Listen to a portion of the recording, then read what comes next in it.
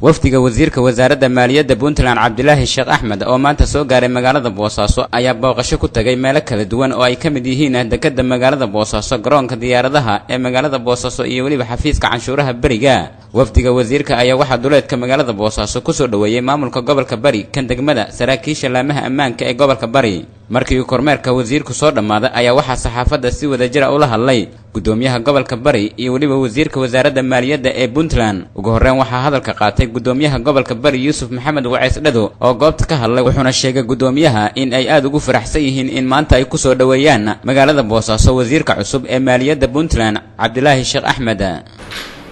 salaan kadib xafladdan waxay ahayd xafladan ku soo dhaweynayno wasiirka wasaaradda maaliyadda mudane Cabdilaahi Sheekh Axmed oo ah markii ugu horeysay intii la magacaabay markii ugu horeysay halka inuu soo gaaro inoo yimaado. wasiirku wuxuu u socdaa shaqadiisa caadiga ah ee wasaaradda iyo dardargelinta cashuuraha la xisaabtanka wasaaraddiisa. waa shaqo isaga u gaara. mudane wasiir waxaan jeclahay inaan kugu soo dhaweyno gudoomiyaha wasiirka degmada gobolka oo dhan aan kugu soo dhaweyno guud ahaan gaar ahaan degmada Boosood.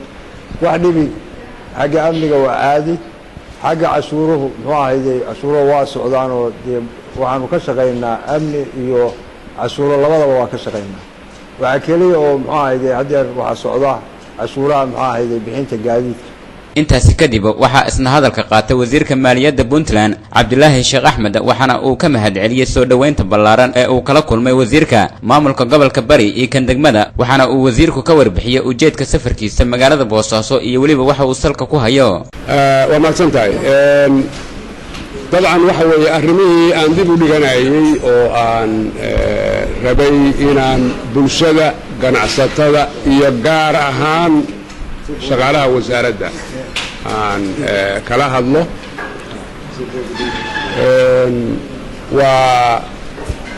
waa jira qorshahaasi dardargelin cashuureed waa jirta. runtii wax fiican baana la bilaabay. horaanna uu yidhi dowladnimadu waxa weeye in wixii la waday la sii kordhiyo la wado.